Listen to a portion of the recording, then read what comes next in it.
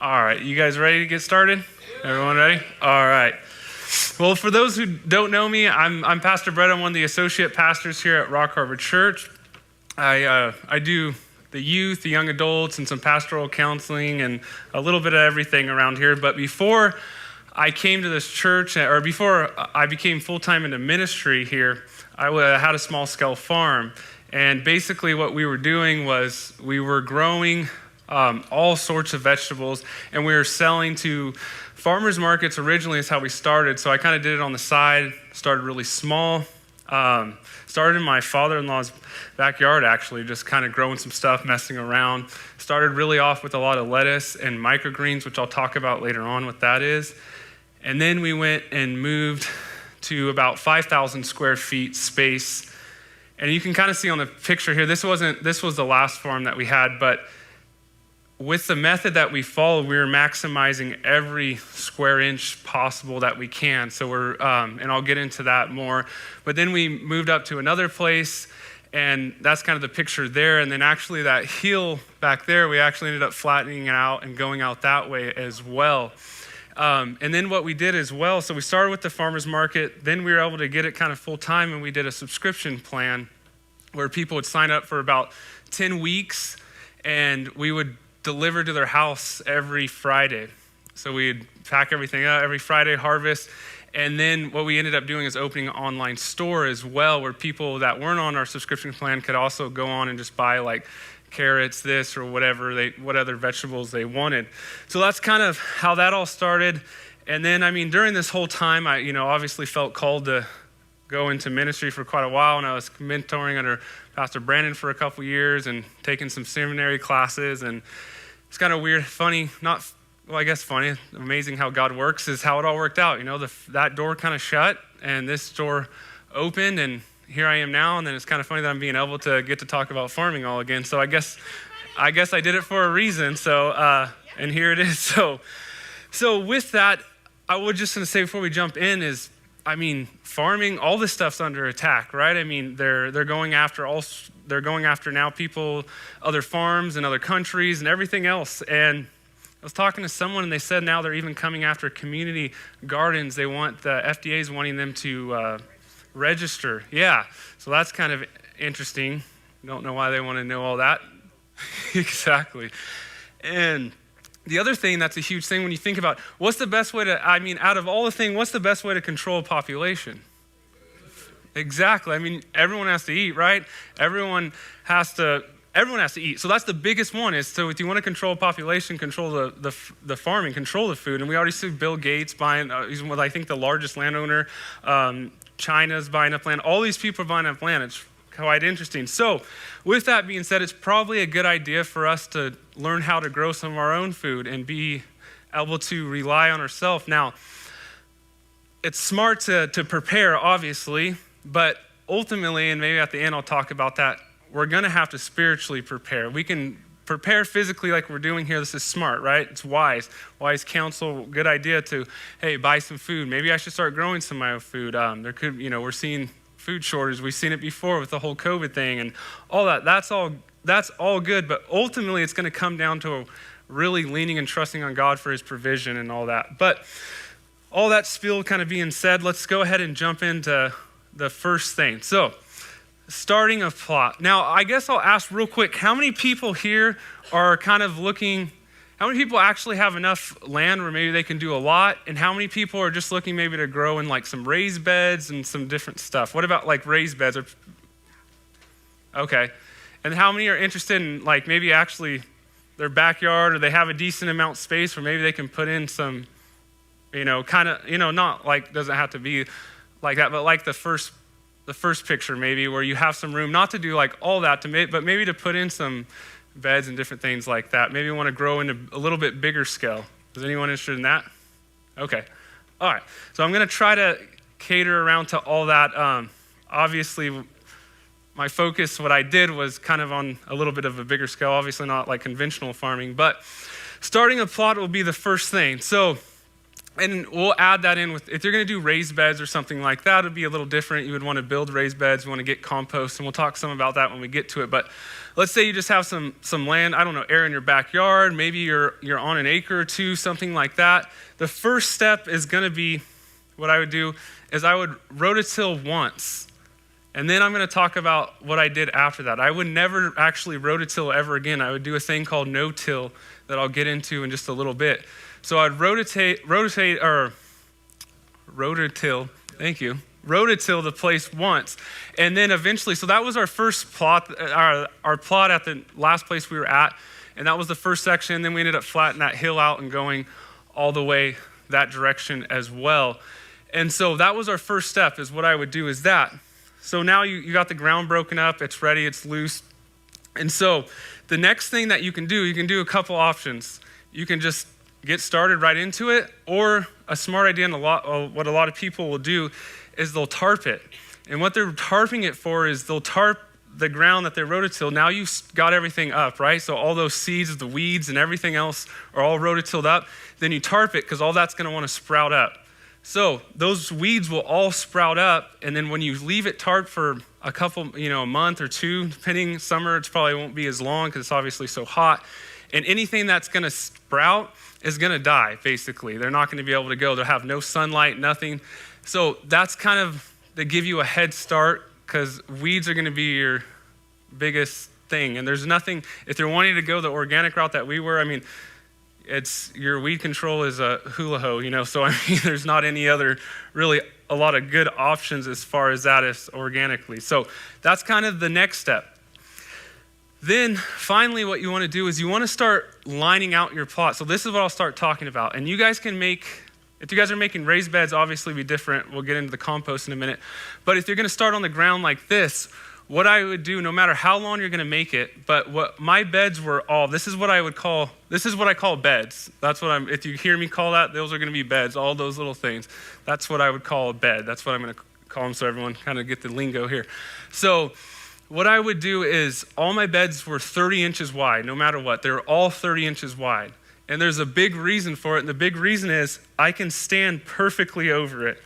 And I have room, it's a good width, everything, and I can get down and I can work and plant and everything. So I would highly recommend whatever you guys do and however long you make them is do that. Now the standard in the small scale farming and the models that I was following, the standards on length are going to be 50 foot or 100 foot. Obviously you guys don't have to go that long down the room. If you have 15 feet, 25 feet, whatever, you can do that. But all my beds were 30 inches wide and they were either 50 foot long or 100 foot long.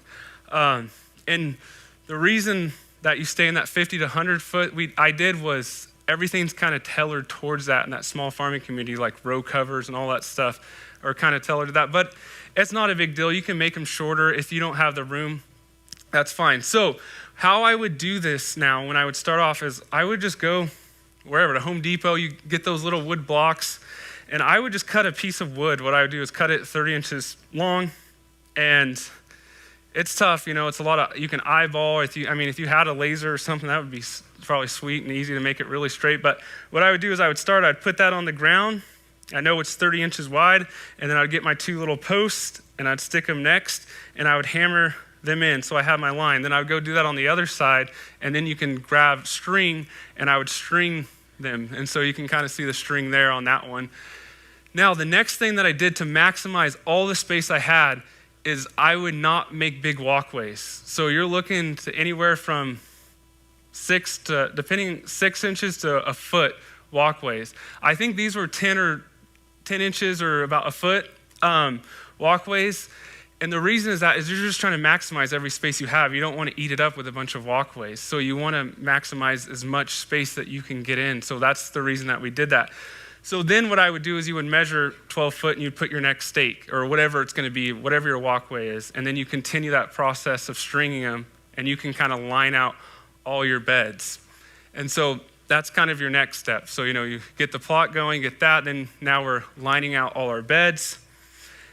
And then what you can do too is what works really good too with the walkways is just getting a flathead shovel and just walking in between. It's about the right size, for your walkway. It's a decent size, and just push that through and kind of make that just push that dirt and kind of make that walkway so you can start getting it and kind of walking on it. And because I mean that part it's fine if it's compacted or whatever because you're trying to stop as much weeds as you can. But so the next step after that, what I would do, so you guys remember I said I rototilled once.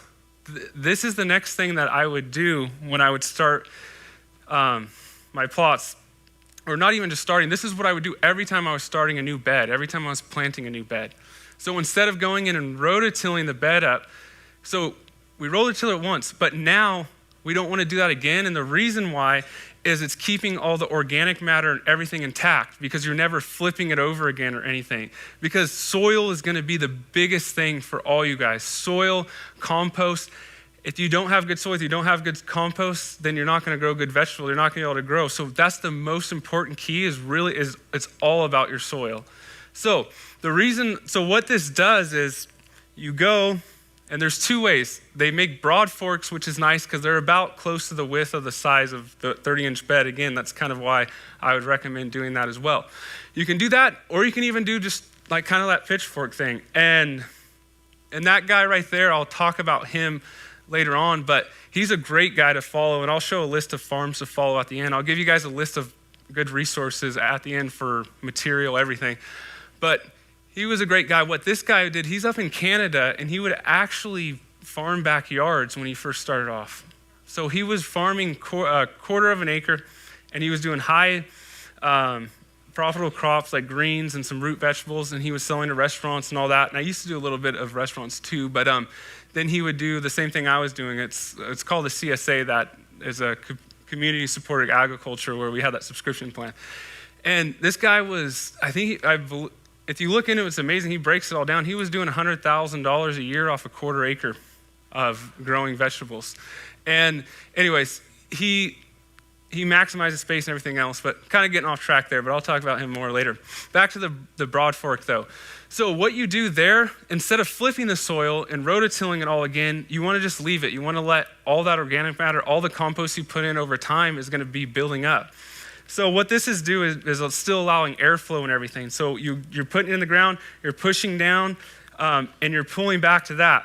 You go to the next, and you just walk backwards down your bed, doing that the whole way. Then after you do that, the next thing that you would do is, that would be awesome if you had, is I forgot to get a picture on here, is I had a thing called a tilther. And what the tilther did, it ran off a drill actually. And it's kind of like a rototiller, but what it was doing was only hitting the first 2 inches of the soil. And it was just fluffing it up so it's easier to plant, but it wasn't digging into the deeper part. But other things you can do is, and then you would kind of rake it and stuff. But your next step would be though, after you do this, is you want to put down your compost. And basically what I would do is I'd get a wheelbarrow. I would throw it in the wheelbarrow, and then I would make those little piles, and then that's my wife there, and then we would just go and rake it and spread it out. Now, this is the most important part, is getting good compost. Soil, again, it's going to be huge. I would recommend staying away from, you don't have to, but you want to make sure it's cured and it's good. I would probably stay away, this was all kind of green waste and stuff. I would probably stay more away from manures. I did go with a manure product one time that was manure-based compost, and I bought a whole truckload of it. They bring it, and it was still hot. It wasn't cured. I put it down, and I killed thousands of plants because of it. It was too hot. It's too much. It wasn't cured. So I would find good quality or organic soil that's green waste, would be the best, or, vegetables and all that kind of stuff. And you can call around, there's different places here and things, but what you want to do when you're starting and putting on, especially in the very beginning, you want to put on probably a 2 to 4 inch layer of compost on the top, and just lay that down and rake it. Then what I would do after that is I would plant straight into it. I will get into planting here in a minute, but then I would just plant straight into that. But again, guys, the soil is the key. There's a lot of research, there's a lot of things you can get into. So that's something, if you guys are interested, is maybe really studying up on that. What's the best? What's to get? Now, I guess I know some of you guys are doing raised beds. So with the raised beds, I guess I would go down to the cool thing about raised beds is I guess you don't have to worry about weeds as much. You can load that baby up with compost and all sorts of stuff. So, and another thing, it might be good, and I'll talk about it more when I do my transplants, is when you're doing that is to, get soil bags, get compost, and maybe get some you can mix in some peat moss or cocoa coir and things like that. That will help retain the water better, and things. So, and I'm sorry, I've never really done the raised bed, but I think you can kind of use these principles. So I hope this is helpful for you guys that are doing kind of raised beds and things like that. But now we'll get into watering and sprinklers. So everything I did, guys, when I was farming was trial and error. I learned what not to do a lot. A lot. Every year I learned I won't do that again next year. And that never stopped. It was every single year, I won't do that again next year. I will do this again next year. So it was just a constant thing. So I'm sure that you guys garden, some of you guys already do, or have that you already know this, or you're always figuring new stuff out, or that didn't work, or this works. Now, with irrigation, I tried a lot of different stuff. The way that I was doing it, I mostly stayed with overhead watering. And the reason that I did that was because I was constantly churning over beds, just meaning I was just churning and burning. I had a bed planted, and then as soon as it was time to harvest, and I needed to get something else in it. Again, that's how we were making our living. So, we were literally planting and harvesting every single week. It's as far as a conventional farm, where you plant and you wait, months and then you go harvest. We were continuing. So we had everything from seeds in our nursery that were little seedlings all the way to the finished product and all the stages in between. So we were constantly having to turn over. So the bad thing for me with running drip lines was I was constantly going to have to move them out of the way to replant and reset that bed up. So I stayed with overhead a lot. Now I tried a few different sprinklers. The best sprinkler I found is the one right there. It's called a wobbler. So you can write that down, look up wobblers. And what's cool about the wobblers is it'll come with any size droplets you want, bigger droplets and all that. The wobbler, what it does is it spins 360 degrees really fast, and it shoots up the water, and then it hits the top, and it's just shooting out. And it's really good for wind drift and all that. And that was the best sprinklers I found, and what all the small farms and things that I was following were using. Now, with drip line, what I would do with drip line, and is if you had a raised beds, or what I would really think is the best is to have a hybrid system where you had overhead and drip. Because what's great about overhead in the beginning is, let's say you're direct seeding, the overhead's getting that soil nice and wet and to help grow everything out. But then it would be nice you could just switch to drip once maybe the plants were up. Where I would use drip line, this is what I would do was, if we grew strawberries or your longer term crops, so Swiss chard would be another one. Swiss chard, and I'll get into those things of longer term crops that you're going to be able to get a lot off of, and then they would call them cut and come again things like arugula and spinach, where you could cut and come back in 2 weeks, cut again. But your longer term crops, let's say your broccoli, Swiss chard, strawberries, different things like that. What I would actually recommend on those ones is laying down landscape fabric even over the bed. And then I don't know if you guys ever seen those. Have you ever seen those flame weeders where they connect? It's just a circle kind of at the end. It connects to a propane tank, and it just goes like that. What was nice about those, what you could do is you could line out, let's say on this bed right here, I lined out landscape fabric down the whole thing. I marked holes of where I was going to plant, let's say strawberries or something, whatever my spacing was. I'd mark them all out. Then you could turn that thing on and just get it hot enough, and you could burn circles into it. And then you could plant straight into the soil right there. What you would do is then put your drip line first, then lay it over that, and then you could mark, or have the holes done and then put your drip line in.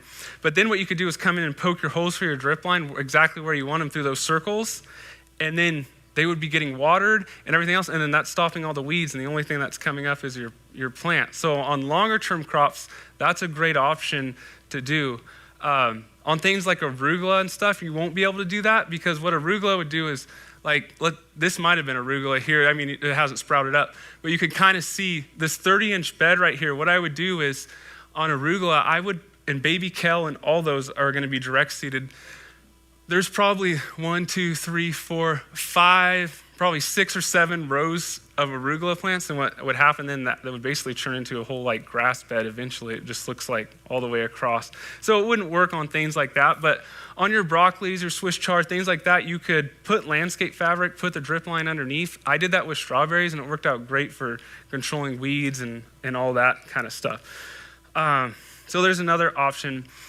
So again, if you have the option to do both, I mean, that's always, I know some farms that would do hybrid systems, and they would run overheads and drip depending on, because it all depends on we were growing so much stuff, it depends on what you're growing. Some stuff it's like, okay, this works good on drip, this works good on overhead, so it's kind of cool if you can have both. All right, so let's get into some planting. And I'll just say this too, over this, I know I'm just giving kind of a large overview, and it's probably gonna be feel like a lot of info. At the end, like I said, I will give you other farms that will actually go into, if you're I want to know how to plant radishes, or I want to know how to do this, or I want to know how to harvest. I'll show you guys some farms to follow that will go just in that. Because honestly, we could do each segment we've talked on, we could do a talk on its own the whole time. So I'm sorry if it sounds like a lot, like a kind of drinking out of a fire hose, but hopefully it'll be able to grab some tips from it. So we're going to talk about direct seeding first. So direct seeding, like I said, I would direct seed things like arugula, baby kale, radishes, turnips, things like that. I would want to direct seed into the ground. And so there's a few different methods to do it. When I first started, I didn't have these are seeders basically that you just push. They cut a trench and they're dropping seed down and burying it back behind you. Really cool. This is called a Jang seeder, and that's the top of the line, best one you can get. It was amazing. It has different wheels in it for different seeds you want to use. You can time out your spacing. It was amazing. That's the one I had. That was my first one I had, and that thing would kind of crunch seeds up sometimes. But the Jang seeder was an awesome seeder if you guys were ever looking into getting to that. Now, when I first started, I started with none of these cool tools. It was all, I bootstrapped the whole entire farm, so it was all just as it came. So let's say direct seeding, and you don't have a seeder, right? Now, obviously, it's easy to, maybe if you're planting something, direct seeding something where you're just poking a hole here and there and just dropping a seed. But let's say you're planting arugula or baby kale. You're going to want to drop a lot of seeds down the thing, because what arugula and baby kale will do is, like I said earlier, it'll all grow up and eventually look like a luscious bed of just perfectly all the way across, and you can come in and harvest all of it. And so on a 30-inch bed like this, on arugula, baby kale, things like that, you could see this line right here. I was putting in anywhere from 6 to 9 rows of arugula or baby kale in that little 30-inch or that 30-inch bed there. So if you don't have a seeder, let's go back to that. So some options. Obviously, you're doing raised beds. What I would do is I would use whatever. I'd use my hand, the side of something, and just cut little trenches into it, basically. And I would come in and I would sprinkle my seed and cover it back up. That was going to grow a couple rows of arugula or spinach or something, or baby kale or something like that. But let's say you have a little bit bigger thing and you're like, man, I don't want to, that's a long way to do. What you can do is take the side of a hoe or a hula hoe or something like that, kind of angle it, and you can just walk and just cut little trenches in all the way down. Or what they have is that take a landscape rake, and they make little things where you can actually space them, and little rubber things that go over it that are going to kind of dig into the ground a little bit and push the rake up. So say you make 6 rows on that, and you just go and you just drag that whole thing down, and then you would come back and whatever you got to do it. And it's fine with arugula and things. You can just go in there and just start sprinkling in that thing and then covering it up. So that's kind of the different things for direct seeding. But that cedar thing was awesome. He just, just walked down, and it's like the time saving when you get into some of these tools was amazing. Like, I'll show you guys a paper pot transplanter that I used to use, and it helped me. It went from 2 hours to plant a bed to like 10 minutes. So these things were huge helps. I'm trying to think of anything else with direct seeding. So again, most of my direct seeding, I was mostly doing, I wouldn't direct seed. I'll get into it later of that, but I wouldn't direct seed like my lettuces. I wouldn't direct seed things like that. What I would direct seed would be, again, I would direct seed arugula. I would direct seed kale. I would mess with doing two things with spinach. I would try out direct seeding and transplanting. I would mess around with both of them. Both can work out fine. And then your turnips, your carrots would be direct seeded. Your green onions, you could do both. I would probably direct seed. I used to do purple. I never really did big onions, but I used to do the little purple onions, the little smaller ones. I used to transplant those ones. So kind of just depending, and yeah.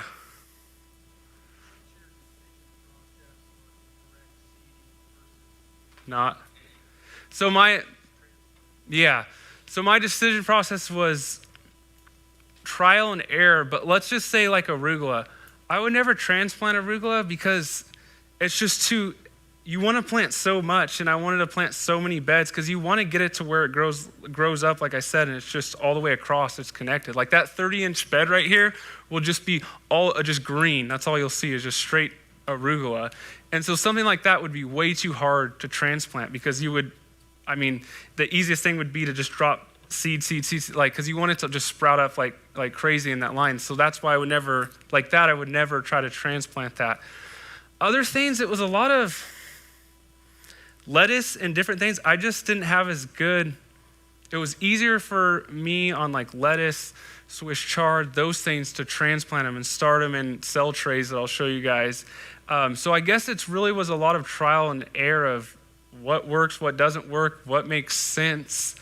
And my lettuce was like our staple crop. I mean, we grew a lot of lettuce, and I'll talk about a little bit of what type of lettuce to get. And what was nice about it was all of our stuff, guys, like our lettuce bags would hold up 2-3 weeks before they even started to get slimy. And that was, I know, Denise and Mike. Thank you. Denise and Mike, I used to deliver to them every week. So, and that was the amazing part of it. That's the amazing part, I think, about growing your own food is you find out that it tastes better, it lasts longer, there's more flavor to it, all these things, right? And you know exactly what went into it and what's happening with it. So anyways, so it was a lot of trial and error, what makes sense, what doesn't make sense.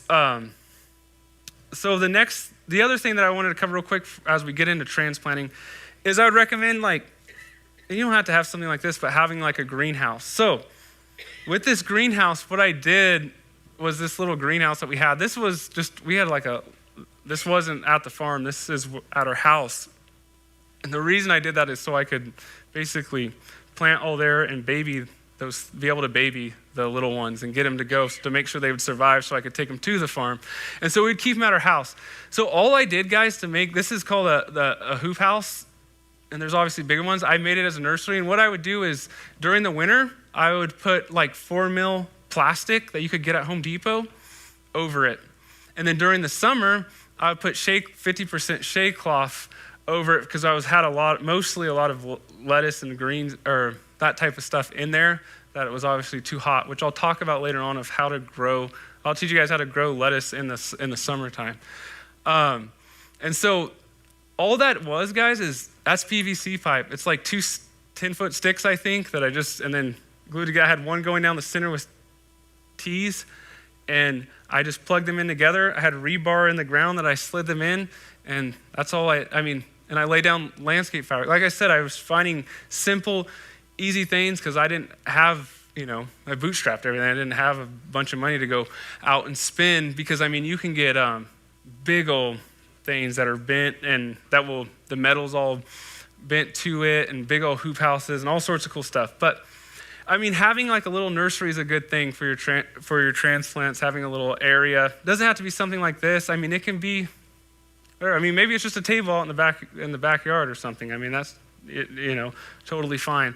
I just wanted to throw that kind of in there to show you guys maybe something easy. Maybe you could do a little DIY project. So the next thing is, this is what we would plant our head lettuce in, or anything we were going to transplant basically in. And so what these are called, these are cell trays. And when we would transplant, my wife would do a lot of the the planting at the home.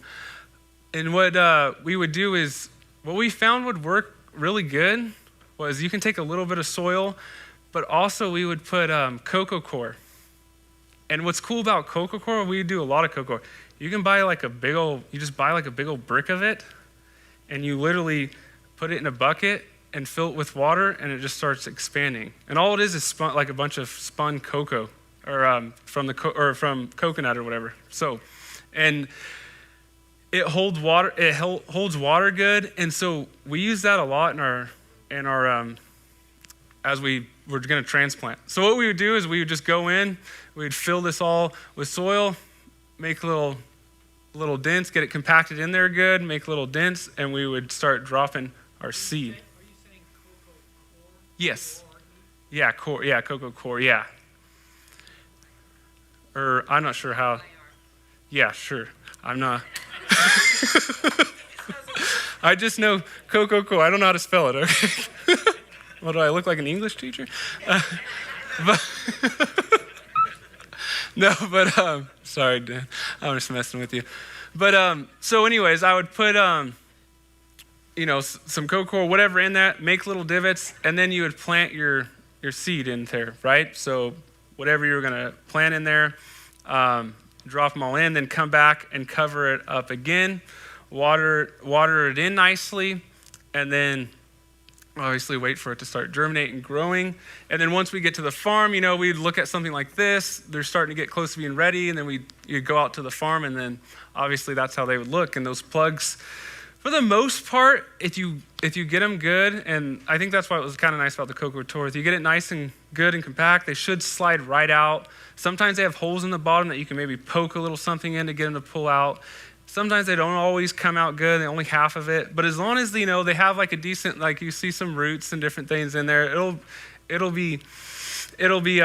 should be fine. And there was some trays that it would just pop out like amazingly, and some that break off and all that. But so that's kind of how we would start them. Then we would put them in the nursery. Then we were watering them every day.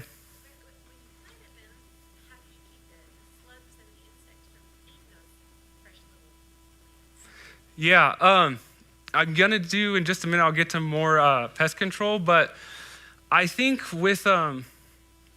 maybe being, I'm going to say that sometimes, it's not always good.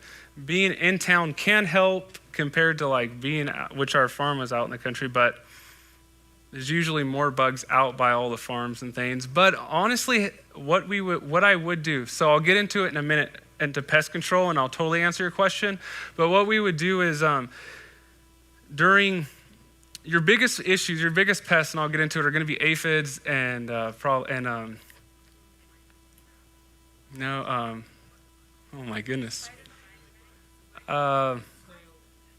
Keep going. The things that turn into moths. Why can I think? Caterpillars. Thank you. I don't know why that word blinked. I just blinked on that word. Caterpillars. Those were really the only issues I had with a lot of my seedlings at my house. And I'll show you in just a little bit how I controlled them. And just a sec, we'll get to that and the pest on managing pests. So once I would grow them, once they would get to this part, again, that's why I said 30-inch wide beds. I would get out to the farm. I would take that little tray next to me, and let's say if they're planting lettuce heads, I was doing about 3 to 4 rows of lettuce heads. Now, if I was doing Salvanova, that I'll talk about in a little bit, that lettuce I would do differently. And it was really cool lettuce. I'll talk about it more in a little bit. But these are heads. That was more of my mix bags for my cut up, my like kind of like a spring mix type thing. But my head lettuce, basically what I would do is I would take that with me. A lot of times I would mark out my bed of how I wanted to space them. And I'm sorry, guys, it's been a while. I'm trying to remember what I used to space my lettuce at. I would do like 3 rows, and I would go like 6 or 8 inches or something going down. So I'd poke all my, mark all my holes. You can poke them. And then again, that was nice about standing over the bed. You would be able to stand over that bed, and you would just drag. And you can get a little shovel or whatever. Honestly, what I do a lot, I was able to get it down where you're going quick enough where I would just poke my fingers and pull it back, set it over, and I mean, you start doing it a lot, it becomes really easy, you start getting better and better at it. Now, this is what I was talking about, my paper pot transplanter. So those were the cell trays that I was showing you, and that's the hand transplanting. Now, head lettuce, I used to still hand transplant, but these were green beans right here. This tool was so cool, was amazing. And basically, let me see that some more pictures so I can kind of show you. So there's one kind of picture of it, another angles, you can kind of see it. So basically, at our house, this thing would come flat like this, and then you would open it like an accordion, basically, and you would set it down in the thing, and then you would fill it with soil, and then all that is like paper. That's all it is, like cardboard kind of material, and you would plant I'd put all my soil in, just like we talked earlier with the cell trays, and I would plant like green beans. This is Salvanova lettuce that I'll talk about in a little bit. All that stuff I would plant in that. And what was amazing about this tool was then when it was time to go out to plant and right here you could see it. That would be right up, this little piece would be right up here, and you would go in and shove it, and that would kind of put it up, and you would unravel the first one, and they're all connected. You would unravel it down. I'd take like a little screwdriver or something, shove it into the ground, and then this thing underneath, let's see that any picture. I should have put more. Underneath here, it's cutting a trench. And then you would just pull that thing down, and the chain would just come out.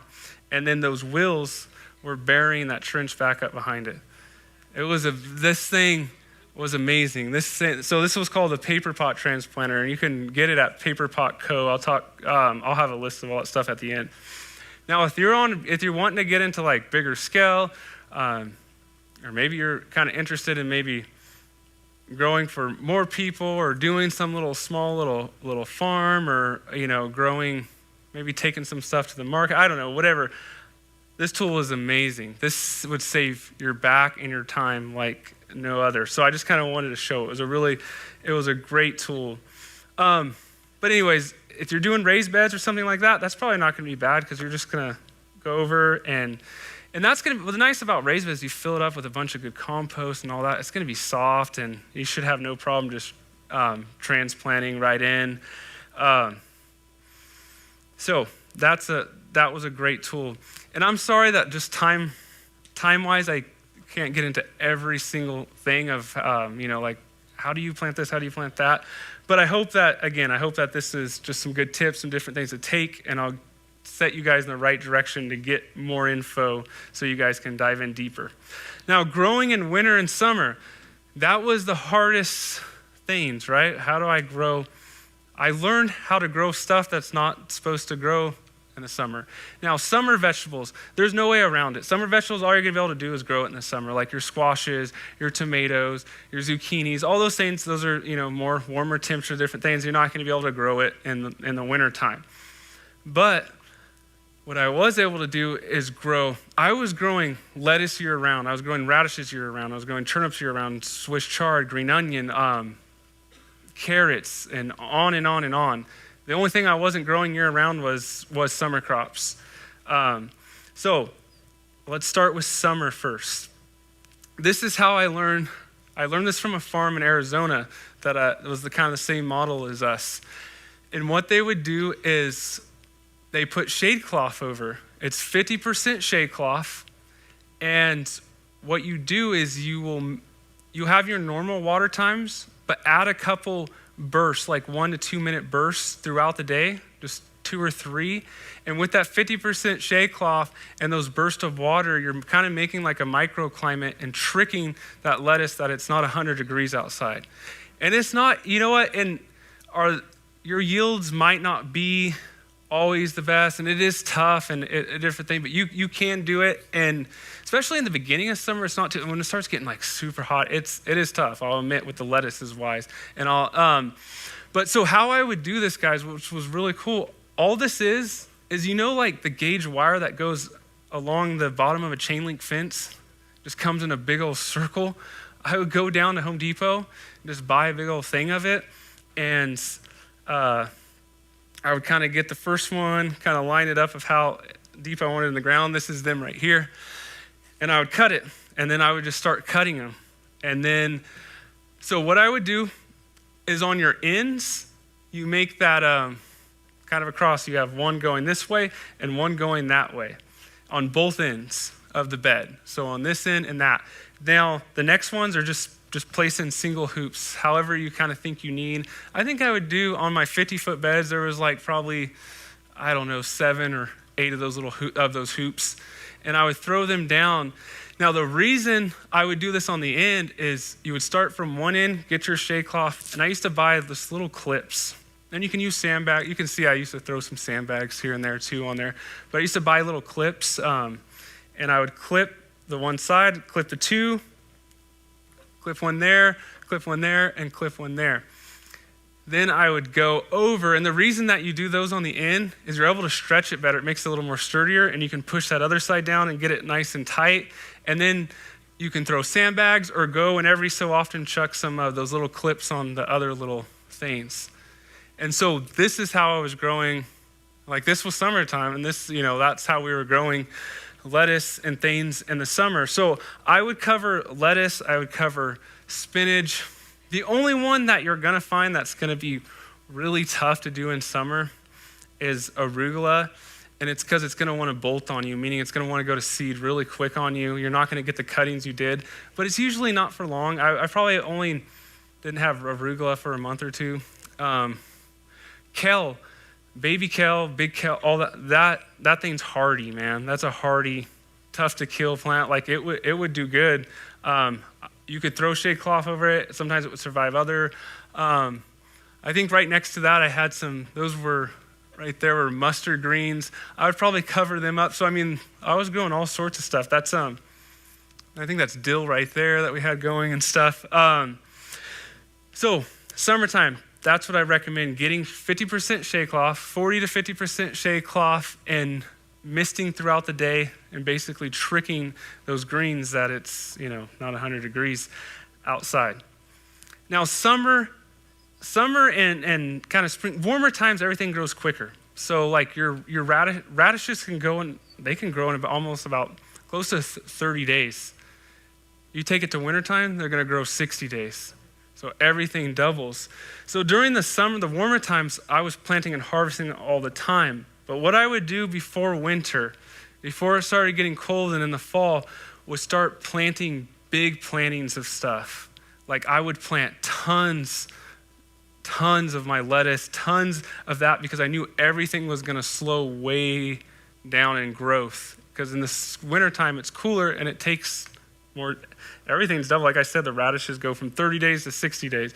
So in the wintertime, what I would do is before it got to winter, start prepping